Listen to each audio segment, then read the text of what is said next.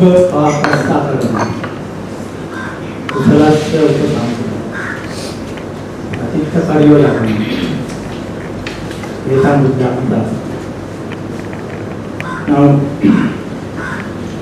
with the advice given by the Buddha, Sabba Papasakarana, that is avoid doing any bad things. So, I suppose that's the bottom line for any sensible human being. When Kusalasya Upasampada, that is your good deeds will improve. In Sachitta Pariyodapana, brings your mind. Now friend, this is where meditation comes in, because when the sila, our verbal and physical things are controlled. But with mind you need meditation.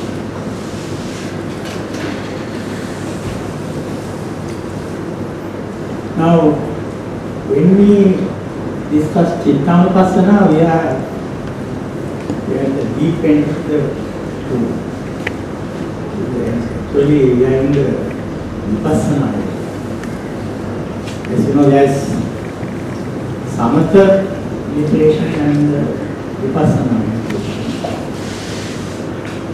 Now, what is Vipassana? Can you hear it? Can you hear? It is Vipassana, that is the mind, the four foundations of mindfulness. Kayanupassana, Vedananupassana, Cittanupassana and Dhammanupassana. Now this Kayanupassana and Vedananupassana, they are like two sides of a coin. You can't get one without the other. Similarly, Cittanupassana and Dhammanupassana also like two sides of a coin. You can't get only one. And there's always just the whole. Now, after all the living things, only the man can observe one's thought. Only the man can think, what's the thought I had a little while ago. Other living beings, they don't have this skill. Now, in Cittanupassana, you need mindfulness. That is very important. In any meditation, you need the mindfulness. So, assuming that we have developed mindfulness to some extent. For example, we can't just proceed to Cittanupassana, contemplation of the thoughts. Then Dhammanupassana is contemplation of the contents. Now, in the case of Vedananupassana, there's a technique where you kind of isolate Vedananupassana and build on it. That is known as, for communication purposes, known as walking technique or brain cardiac technique, which we have last time. But in the case of Cittanupassana, it doesn't come like that. See, of course, anybody can start anyway, but for a beginner, if there's a method, the method is we start with Anapanasati. start with Anapanasati and then whatever objects that come, the mind, you observe without any deliberation as they come. So, during this process, one encounters the thought. So, when the thought is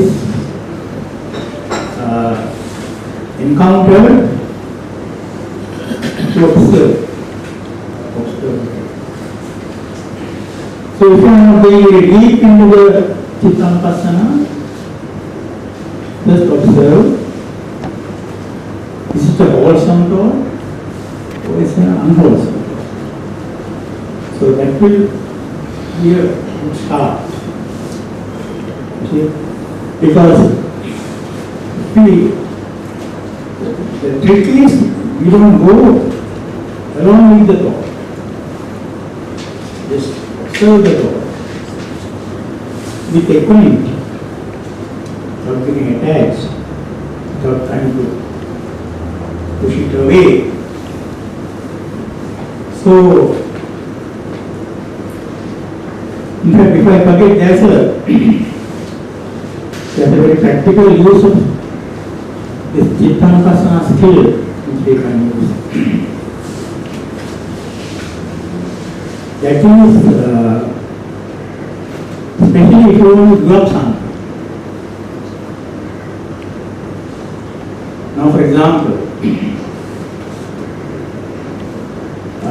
suppose, say, I'm a diabetic,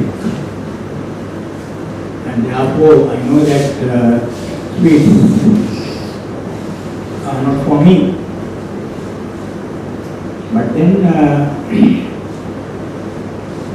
you see somebody eating something or somehow thought comes. I could do with a piece of cake. Now,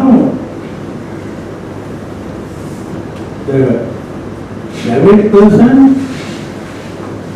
is serious about the health. He says, okay, no cake, so no chocolate. That is your suffering. Then, after a while, again the thought comes. I wish I can again. Then again sufficient, no. But the problem is, when you keep suppressing,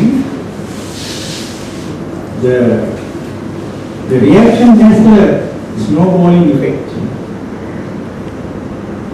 So the urge becomes more and more. So that one might find some excuse.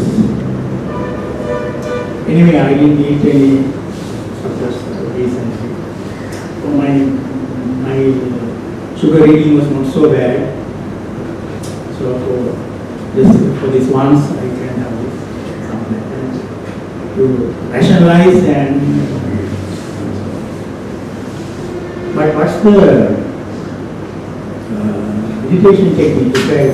Once I got the skill of this Cittanupassana, you observe the thought.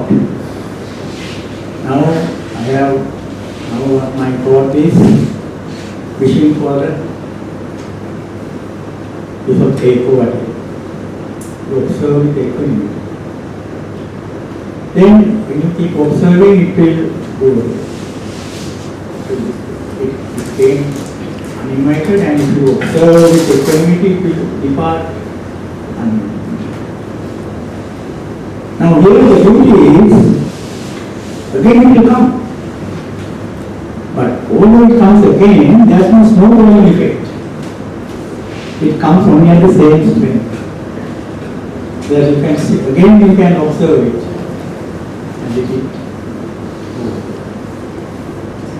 So this is a very useful item, especially when you want to give up something.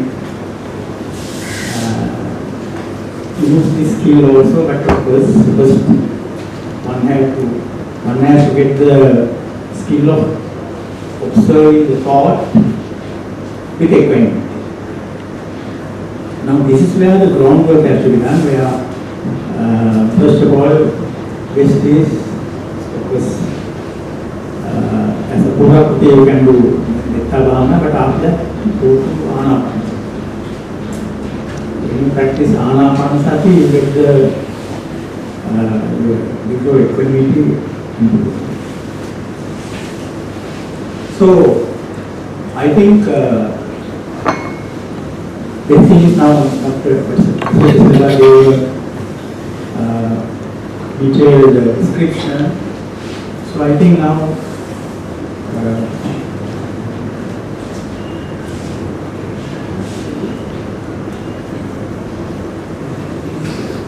so I think we can have a few minutes. Yeah. So I think we can have a little practice. See, what this is all about, just have an idea. So the method is this. You start with Anapanasati and then focus during Anapanasati. When we proceed to Vipassana, that is, we consider all objects. That is, if you feel some sensation, some pain, some discomfort, you focus on that. Then you are in Cittanupassana. Then immediately you will find that the thought. Then you observe the thought and check whether it's a wholesome thought, unwholesome thought, or neutral. But we have to careful not to go along with the thought. It's not easy, but see, anything is not easy, but you have to keep practicing. So many of you may be beginners. For them, this thing is to keep practicing Anapanasati somehow so that you develop your degree of equanimity. It's very necessary for, very useful for Vipassana practice. And anyway, all of us can just try this. So shall we, for a few minutes, have this experiment.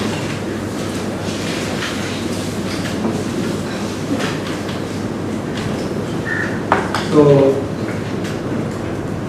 sit comfortably, relaxed. Gently close your eyes.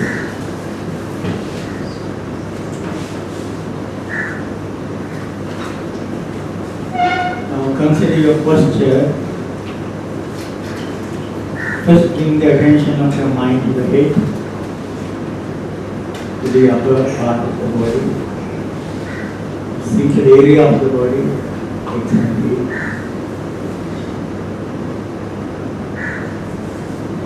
Now we can start Anapanasati meditation as we are used to. Different people are used to different ways of practicing Anapanasati. So whatever you are comfortable with, you can start with Anapanasati meditation.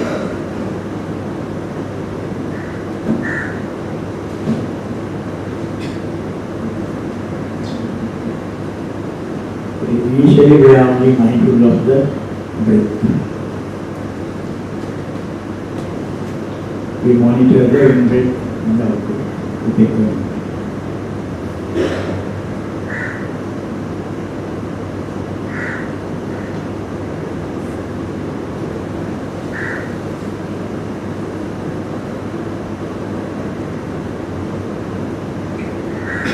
Now we will proceed to Vipassana, where we will keep coming back to the breath, but observe whatever object that comes.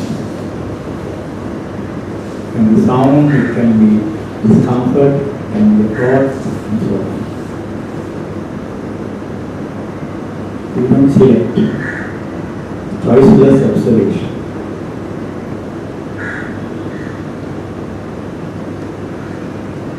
When it comes to thought, observe whether it's wholesome, unwholesome. We can't decide and call it neutral.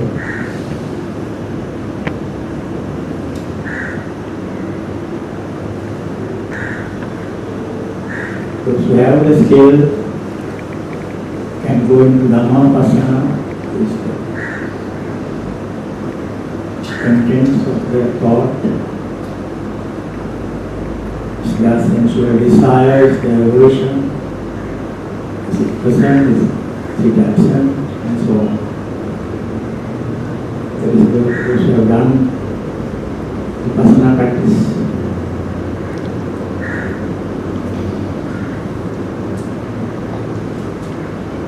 Beginners, if you find confused, come back to the breath.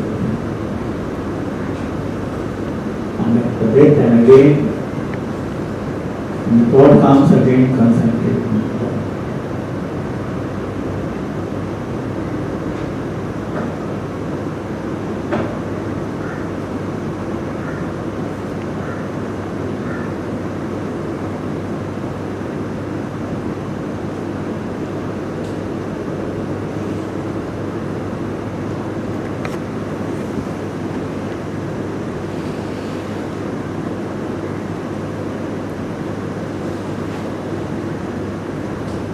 If the thought is unwholesome, you don't get upset by it. It's normal. Just observe it. If it is a wholesome thought, you shouldn't get related. Just observe it.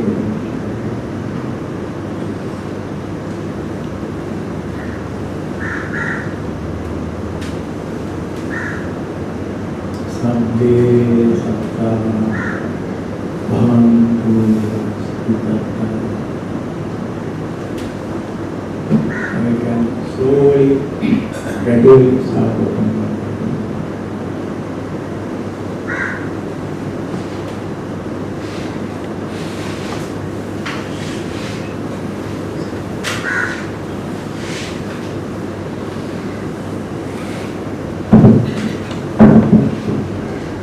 Friends, our President, Mr. Sumedhan, said, friends, we have listened to a very interesting talk, and even more important, it's very short, meditations, an introduction to going from Anapanasati to Vipassana meditation. Now, as you mentioned about the suppression of thoughts, we go to change to suppression. You see, but it is it's an effort just to take it away, but on the other hand, if you can take certain measures to avoid it or to root it out from the roots, from the beginning itself. And another way, Rajah, is that you can think of the nature of it. Now, you put the example of a piece of cake. Now, if you think, if you reflect on the cake is bad for you, bad, how long is that pressure going to last? If you take the cake in, then it goes over the tongue. You get a feeling. How long? It is over time. So if you can resist it, you see, then the problem is solved.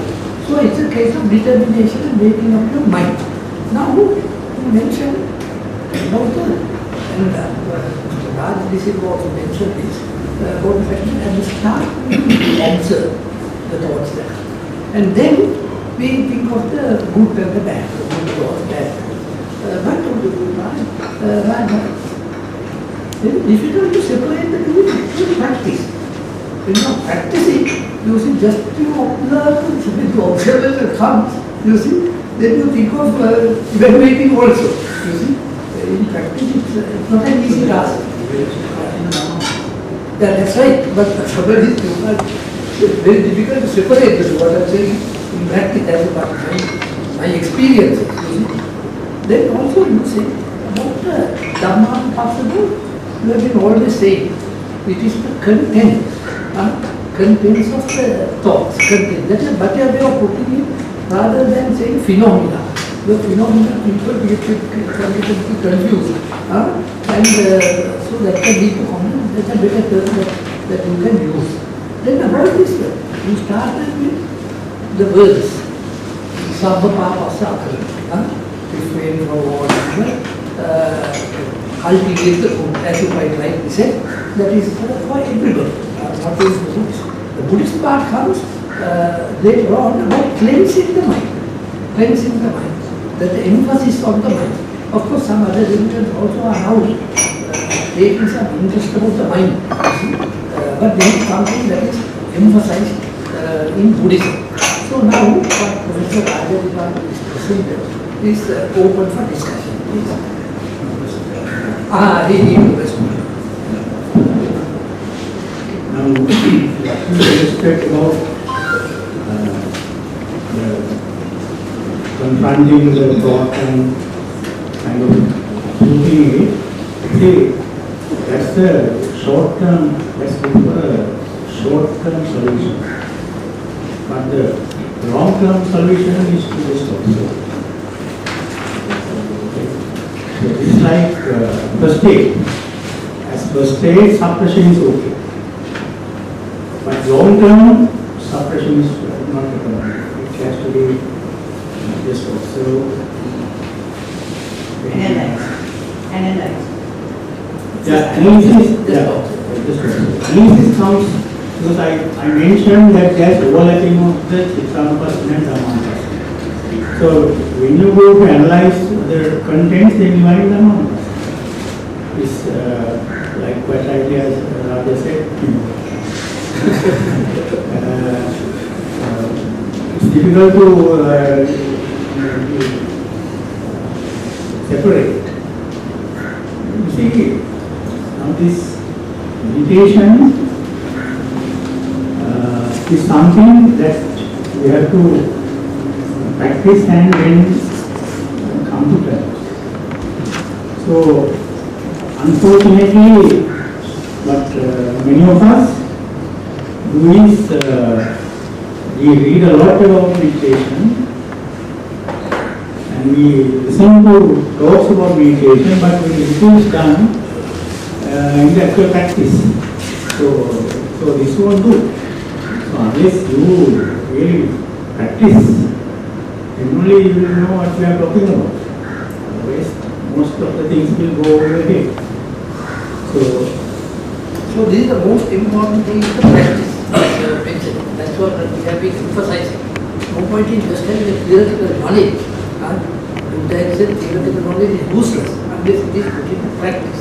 The benefits of the Dhamma will come to you only in practice. Here we go. So today the subject of discussion has been on Cittanupassana, on thought, the states of mind. But I find all the states of mind, objects invaded. I think they were partly after the lecture. But how can you draw a line between the Dhammanupassana and Cittanupassana? in the first place, there is no necessity to draw a line between Cittanupassana and Dhammanupassana. If overlapping is taking place, just allow it to take place. There is no point trying to draw lines. So when you have a thought of hate, that you have certain objects. When you have a thought of hate or lust, the object comes into the mind. To hate something, a person or a situation. That means Always there is a picture. that means we are going ahead with the thought. We are not, because we are supposed only to observe, not just go with the thought. So this, I told you that this is, we are at the deep end. So it's not easy, but then we have to make a start. So I think We want to clarify something.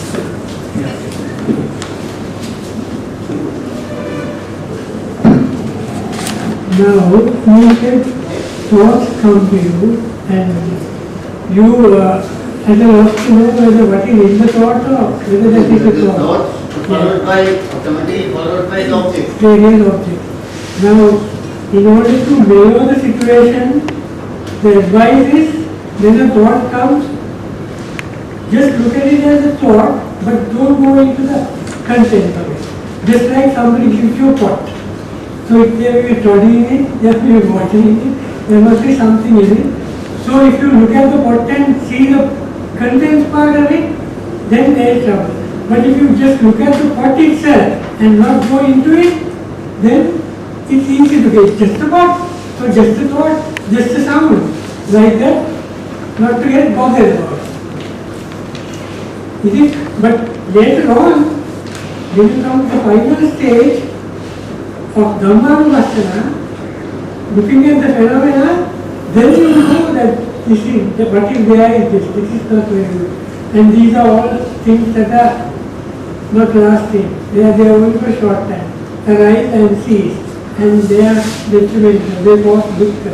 All that is later on. Even in meditation, when you are in Cittanupassana, if there are certain things that you have thrown away, not entirely, you must sit back at the end and reflect on them.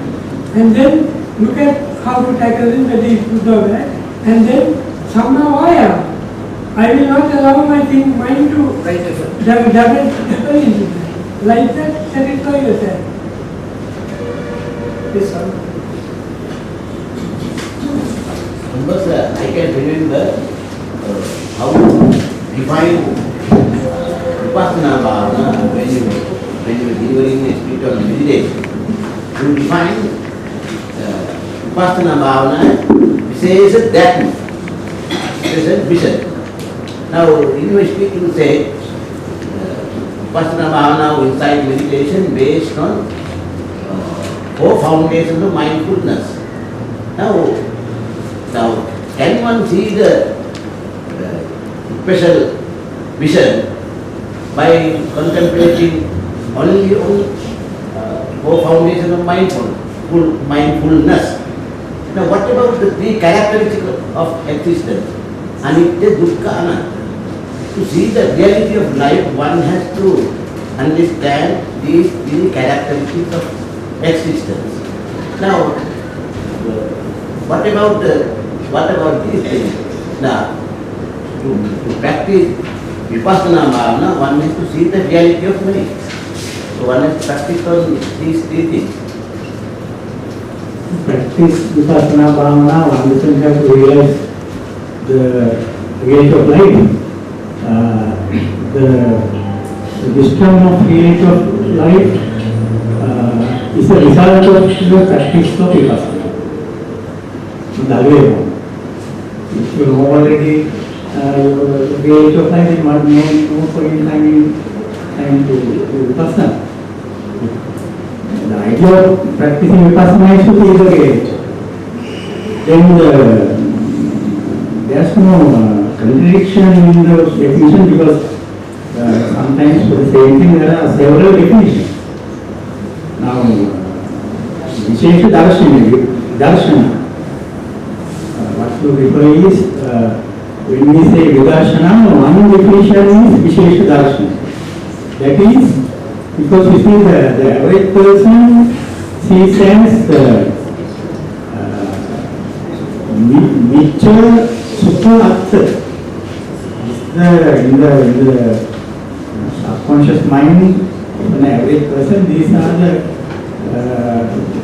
signs, sanya. But the Sheshadarshana is to see them as anicca dukkha anatta. And also, it's a good question to ask. But now, anicca dukkha vipassana is that way. Vipassana is to see things as they truly are. That is your goal, you see. Not just like Anapanasati, you are just concentrating on the breath. The power of concentration is developed, and you mentioned equanimity. I thought it is more that you develop concentration of the mind. Mind is always meant to go here, there, and everywhere. When you are in Anapanasati, you are meant to concentrate. But you said equanimity also comes into it. Because this equanimity during meditation is very important and it's a key word. And it's developed during your anapanasati meditation.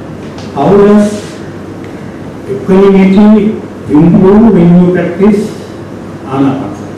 That should be the question. So now when you are practicing anapanasati in the samatha mode, of course the meditator has to be sincere in the efforts to the practice. So if the meditator is sincere in his wishes to practice this, in his wish to practice the anapanasati, I am talking of a beginner, then there will be always external noise, sounds and so if the beginner is very keen to do this meditation, now the meditator will get annoyed, upset. With all this noise and sounds, I can't do this. Now, instead of getting annoyed like that, you see, we have to come to terms with the noise and sound. So, we can also look in your mind the noise, never mind sound, and keep practicing. So now, in a situation where our mind is in aversion, now we are practicing to be equanimous. We don't have to like the sound, but we don't hate it. Yeah. Then, after a while, we find that, especially if you are sitting on the ground below, very discomfort arising from here and there. Then again, our natural tendency will be to hate or to have thoughts of aversion towards the discomfort. So instead of that, we train ourselves, okay, this is only for a short time. Because you see, when you are meditating, it's good if you can keep the posture without changing the posture. So out of necessity we do that, just like a swimmer, a good swimmer, during swimming we will have to breathe through the mouth also. But breathing through the mouth, anybody will, with common sense will say, is not good. But a good swimmer, out of necessity, during swimming, will breathe through the mouth.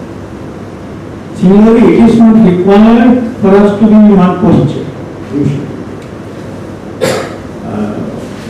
Knowingly or unknowingly, we keep changing our posture. But during meditation, out of necessity, we try to maintain the posture. We are not practicing any Artha Kilmatana Yoga. It's out of necessity. Then, we can lighten our mind. If you are a beginner, okay, this only for a short time. Never mind. Let it hurt. Never mind.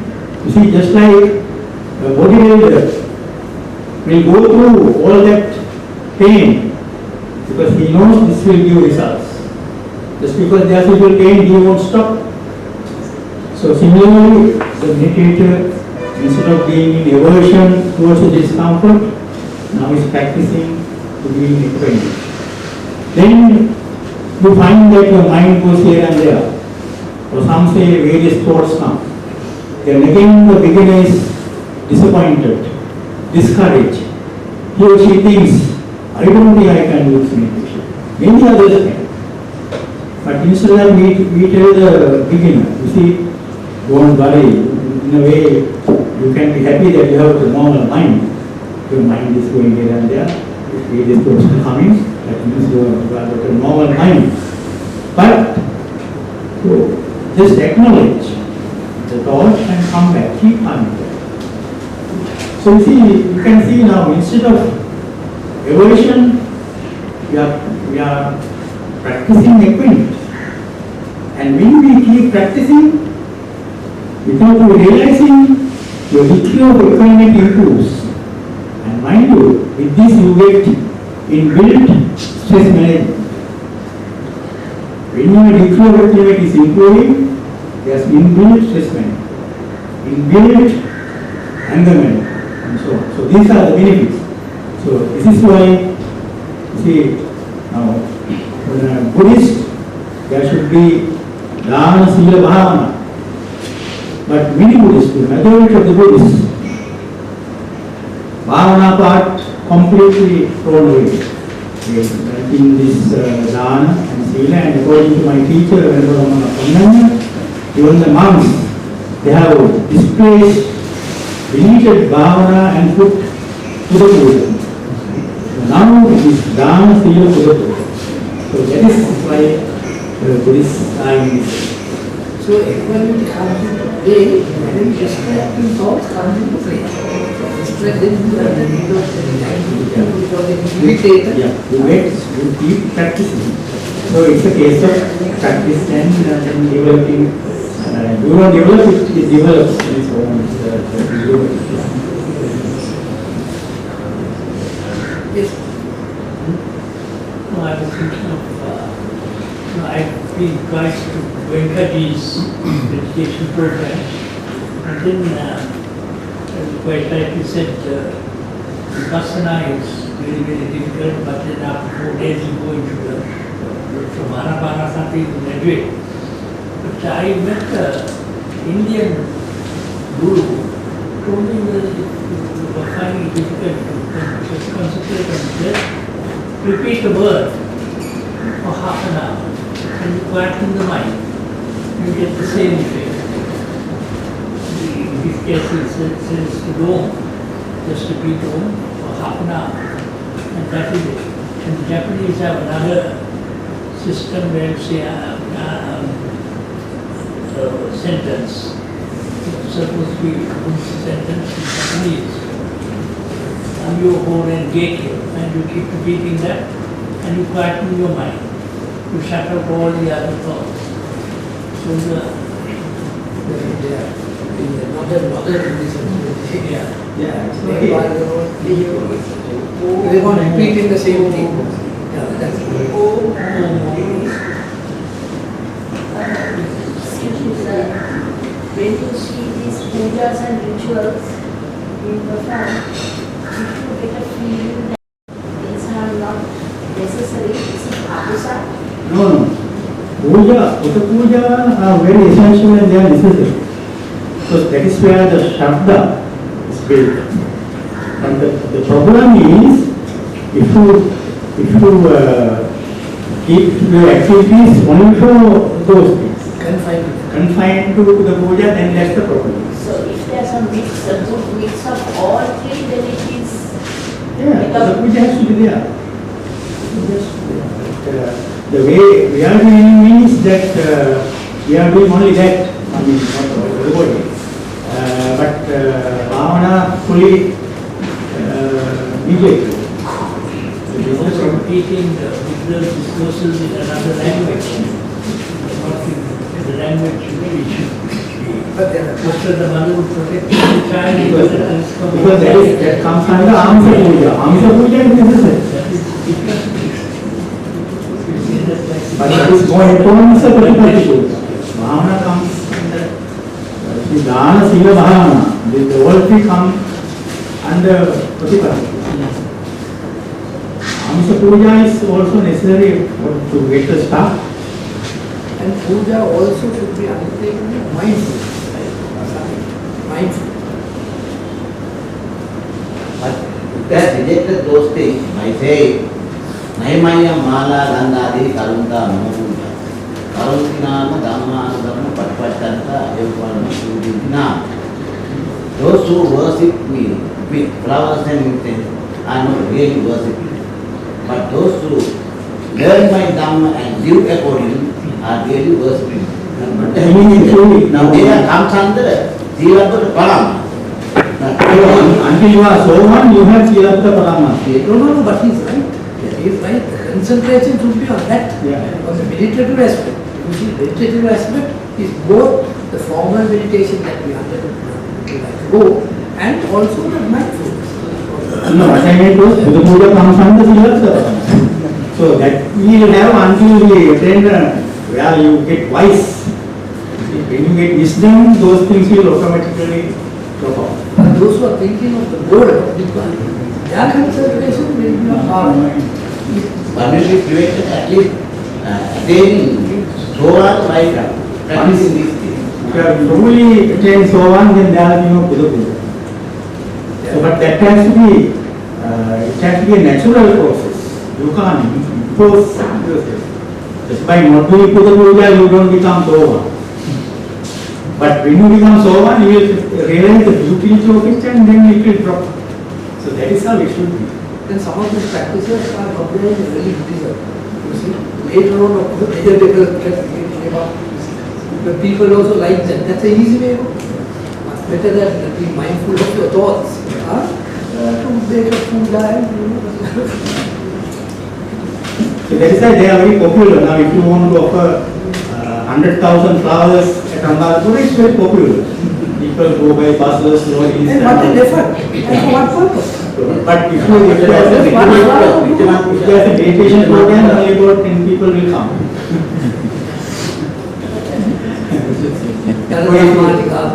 They go. So this is how it is, you see. So it's an only an observation, so we can't do anything about it. So they are all these things. As you rightly said, this body is useless. If you want to see me in the Dhamma. See me in the Dhamma, you must meditate on the practice. So going and worshipping Buddha sounds very contradictory. Buddha was contradictory. Worship is true. You see, it is possible to even worship the body. The more important thing than the body is the practice. Yes. You say that you were from Hinduism and Buddhism. Influence. Yeah. Historical. Vibrations, fruits and all these things come from India. And people also like it very much. Yes. Because They say you don't have anyone to pray for in Buddhism. So you adopt the Hindu gods to pray to them. that is why most of the temples there are devotees, except a very few. And Lord Buddha didn't. Lord Buddha has asked the deities to guard the look after the human being. So you are right to ask them. That is stated in the Dhamma. But I have my doubts on that. If the Buddha said, I can't protect you, you have to follow my Dhamma. He will say, I can't protect you, but we have told the devas to look after them. And also in turn they get benefits also. That's a difference. The question is, can they protect you? If the Buddha says, I can't do anything unless you practice the Dhamma, how can devas do something with the Buddha? But people believe.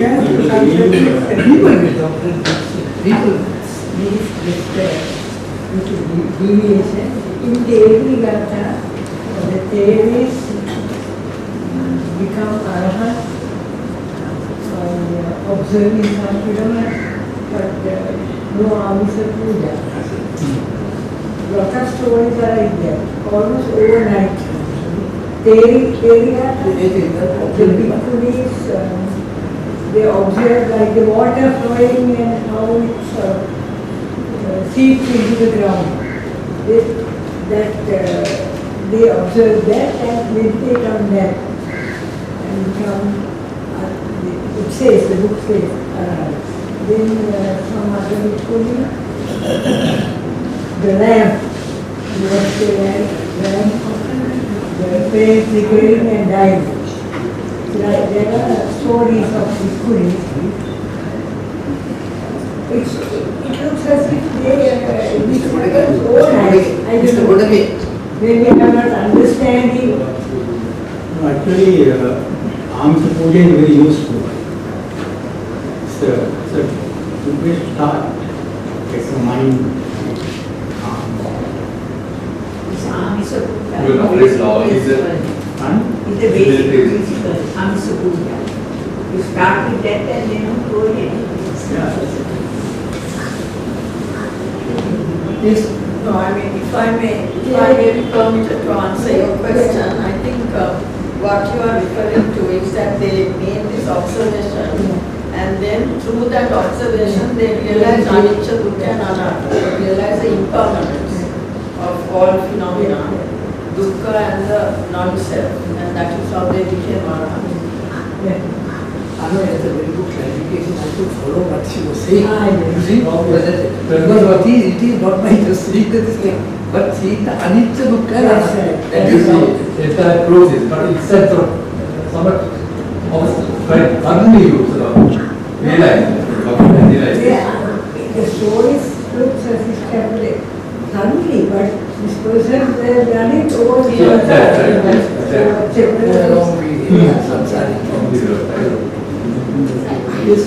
It's a matter of interest.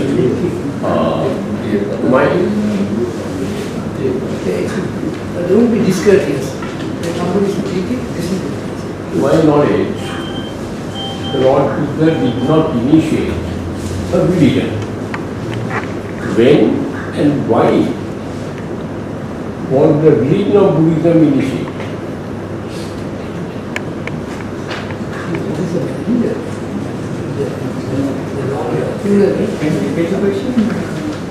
Now, the Lord Buddha initiated the Buddha Dhamma and went on teaching for many years how to practice the Buddha Dhamma. Now, to my knowledge, the Lord Buddha did not initiate a religion. Later on, the religion of Buddhism was initiated. When was it initiated and why?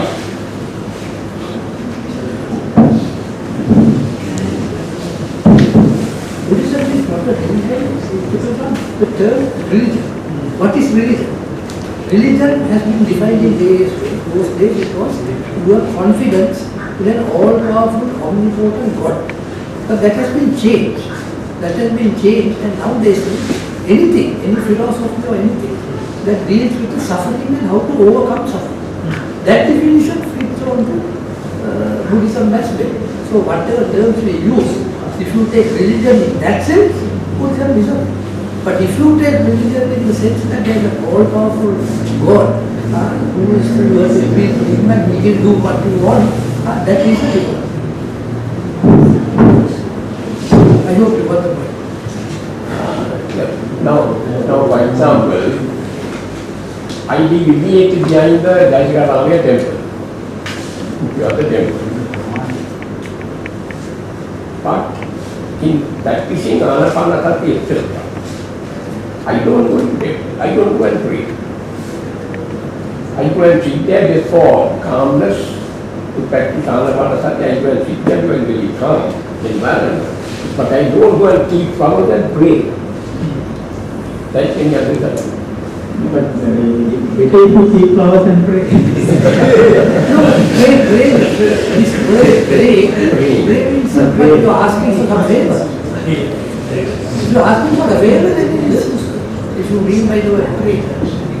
As you quite rightly said, there is a very calm and pleasant atmosphere. Not in all temples, sometimes temples are becoming museums. You see, but in normal temple, it is very calm. You see calmness, and there can be, you also will get calm. But when you are even offering a flower, one of them can be unusually good. And that is what Buddhism says, just like that our body is also like that. Exactly. So it's a meditation of your love. It's one Yeah. meditation. Yeah. Experience. So I said, Alwis, You don't keep praying. we are praying. We are even praying. We are more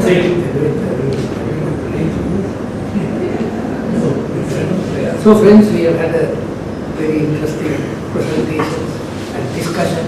We covered a lot of area. Sometimes it is outside the subject also, but it was interesting.